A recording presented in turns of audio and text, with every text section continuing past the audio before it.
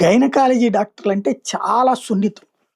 మహిళలకి సంబంధించి వచ్చే గైనకాలజీ ప్రాబ్లమ్స్‌ని సాల్వ్ చేసే విషయంలో నిరంతరం అప్రమత్తంగా ఉంటారు. అలాంటి వాళ్ళు కొంచెం అలా రిలాక్స్ అయ్యే క్రమంలో ఇప్పుడు తాము ఇబ్బంది పడటం గాకుండా, ఇబ్బంది ఎదుర్కొంటంతో పాటుగా మిగతా వాళ్ళని ఇబ్బంది పెట్టినటువంటి సంఘటన ఒకటి చోటు చేసుకుంది.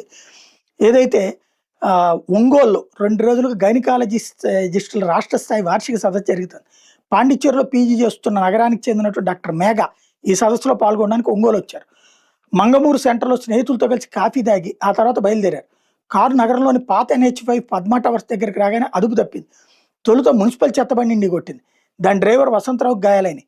అప్పటికి మేఘ వాహనాన్ని నియంత్రించలేకపోవడంతో కారు సైకిల్ మీద వెళ్తున్నటువంటి ఏఆర్ కానిస్టేబుల్ సురభి మరియదాస్ 32 ఏళ్లను వెనక నుంచి ఢీకొట్టింది. తలకు బలమైన గాయం కావడంతో తీవ్ర రక్తస్రావమై కానిస్టేబుల్ అక్కడికక్కడే మృతి చెందాడు. బలికొరపు మండలం కుకట్లపల్లికి చెందిన గ్రామానికి చెందిన మరీదాస్ ఒంగోలు జిల్లా సాయుధ రిజర్వ్ డిఆర్‌లో ఏఆర్ కానిస్టేబుల్‌గా ఉద్యోగం చేస్తున్నాడు. రోల్ కాల్‌కు హాజరయ్యేందుకు వెళ్తుండగా ఈ ప్రమాదంలో మరణించారు. అతని భార్య భారతి, 2 పిల్లలున్నారు. అయినా ఆగని కారు అయితే ఈ ప్రమాదం తర్వాత కూడా కారు ఆగలేదు. మోటార్ బైక్ మీద చర్చికి వెళ్తున్న కొప్పేలు రామ్మోహన్ రావును కూడా ఢీకొట్టింది. కానిస్టేబుల్ దాసు భార్య సురభి భారతి ఫిర్యాదు మేరకు తాలూకా పోలీసులు మేఘ మీద కేసు నమోదు చేసి దర్యాప్తు చేస్తున్నారు.